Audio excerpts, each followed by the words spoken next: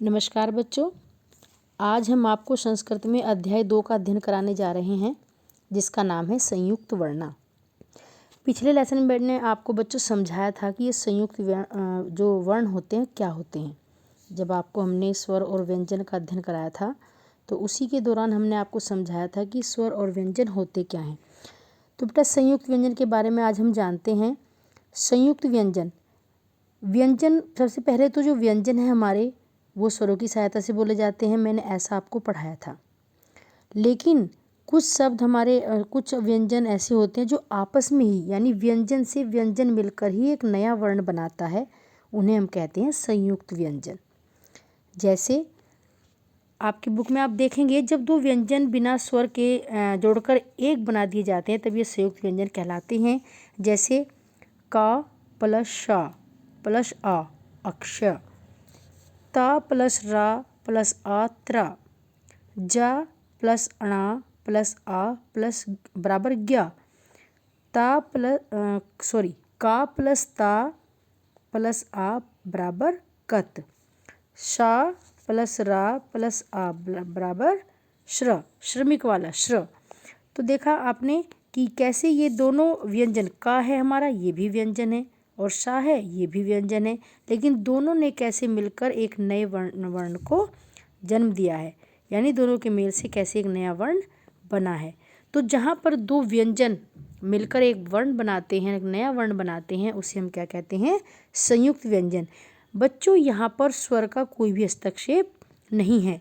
बिना स्वर की सहायता के यहाँ पर दो व्यंजनों ने मिलकर एक वर्ण बनाया है। आपके नीचे बॉक्स में देखिए, यहाँ पर और भी संयुक्त व्यंजनों से बनने वाले कई शब्द दिए गए हैं। जैसे अक्षय है, इससे हमारी कक्षा, वृक्ष, अक्षर, अक्षमा आदि वर्ण बने हैं। ऐसी तरह से हमारे पुत्र, मित्र, पत्र, पवित्र आदि शब्द बने हैं। ज्ञानी वाला जो हमारा ज्ञा है उससे ज्ञानी, आज्ञा, प्रज्ञा, संज्ञा आदि शब्द बने हैं। दा और वा से बना द्वा, विद्वान, द्वारा, द्वंद्व, द्वेष आदि। दा प्लस या से बना द्य, विद्या, उद्यम, यद्यपि, उद्योग आदि। का प्लस ता प्लस आ कत, युक्त, रक्त, भक्त, शक्ति आदि। कर्म, क्रोध, क्रय, क्रूर आदि। श्रम, विश्राम, श्रवण, श्रद्धा आदि। प्रमुख, प्रलय, प्रयाग, प्रयोग आदि। ध प्लस ध प्लस अ ध, वृद्ध, युद्ध, बुद्ध, शुद्ध आदि। ध प्लस ये, अध्याय, संध्या, ध्यान, अध्यापक आदि। तो बच्चों ये हमारे सब क्या थे? संयुक्त वर्ण, यानी संयुक्त वर्णों से बनने वाले हमारे शब्द। पूरे बॉक्स में आपको ये संयुक्त वर्ण से बनने वाले शब्द दिए गए हैं जिन्हें आप ध्यानपूर्वक पढ़ेंगे ताकि आप समझ सकें। नीचे आपकी लाइन है वर्ण संयोजन तथा वर्ण विच्छेद। वर्ण संयोजन क्या होता है और वर्ण विच्छेद क्या होता है? बेटा जब दो वर्ण आपस में मिलकर एक शब्द बनाते हैं तो उसे हम कहते हैं वर्ण संयोजन। जैसे हमने आपको संधियों में पढ़ाया है हिंदी में कि जब दो शब्द मिलकर एक नया शब्द बनाते हैं, तो यहाँ पर वर्ण आपस में मिलकर शब्द बनाते हैं तो उसे वर्ण संयोजन कहते हैं। तथा जब वर्णों को अलग अलग करके लिखा जाता है या उन्हें अलग अलग करके बोला जाता है तो उसको क्या कहते हैं? वर्ण विच्छेद।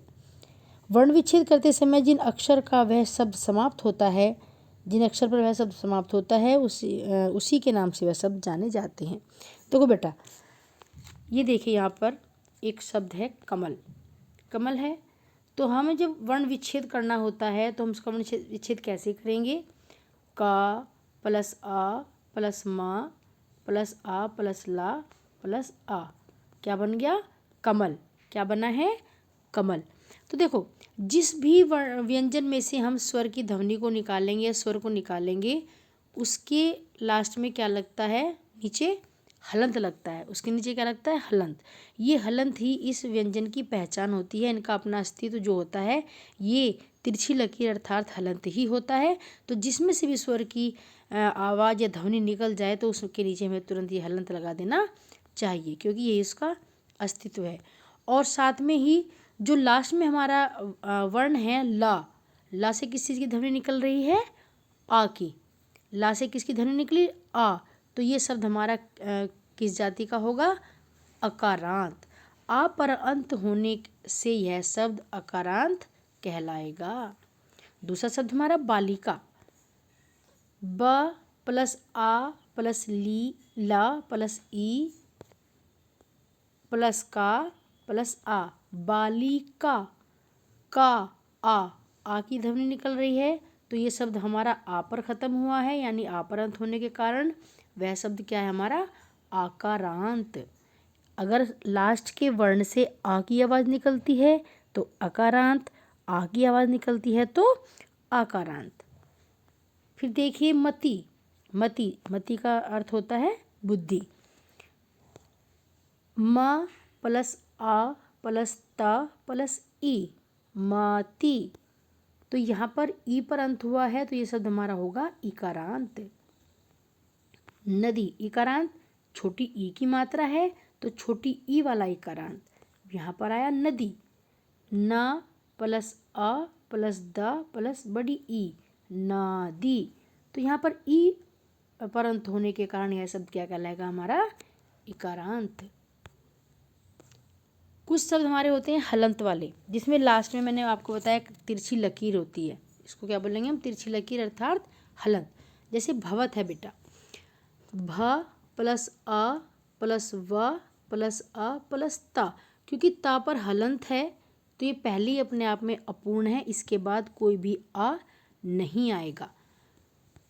तो ये क्या हुआ है, इस व्यंजन को क्या कहते हैं हम, हलंत। व्यंजन पर अंत होने से यह शब्द हलंत कहलाएगा। क्यों, क्योंकि इस पर व्यंजन पर ही इसका अंत क्यों हो गया है, क्योंकि ये पहले से ही अपने आप में अपूर्ण है। तो इसके बाद इस पर हलंत लगा हुआ है तो इसके बाद अ नहीं आएगा। इसी प्रकार अन्य शब्दों के वर्ण विच्छेद का अभ्यास भी आप कर लीजिए। देखिए नीचे अलग अलग वर्णों को मिलाकर वर्ण संयोजन का भी आप अभ्यास करेंगे। जैसे यहाँ पे देखिए हमें वर्ण संयोजन करना है। हमारे पास जहाँ जिसमें प्लस लगा हुआ था बेटा, प्लस कोई भी वर्ण आया फिर प्लस, कोई भी वर्ण आया फिर प्लस, तो हमारा वर्ण विच्छेद है, उसको जोड़ना ही हमारा वर्ण संयोजन कहलाएगा। र प्लस आ म प्लस अ, रामः। व plus E plus the plus य प्लस आ, विद्या। विद्या। क प्लस अ, और जो हमारा अक्षय देखो बेटा ये किससे बनता है, क प्लस स से। क प्लस स से बनेगा और फिर आ का डंडा लगा हुआ है तो हमारा स्वर क्या होगा इसमें बाद में, आ। तो क प्लस आ प्लस क प्लस श प्लस आ, कक्षा। आगे देखिए जी, अ प्लस ध प्लस य प्लस आ प्लस प प्लस अ प्लस का और प्लस आ, यानी देखिए मिलाकर क्या बनता है, जोड़कर पढ़िए इसको, अध्यापक, अध्यापक आदि। तो बच्चों मैंने आपको बताया अभी संयुक्त वर्णों के बारे में। तो संयुक्त वर्ण कौन से होते हैं, जो दो व्यंजन मिलकर एक नया वर्ण बनाते हैं, उसको क्या कहते हैं, संयुक्त व्यंजन या संयुक्त वर्ण। क्योंकि ये बिना स्वरों की सहायता के आपस में ही मिलकर एक नया वर्ण बनाते हैं।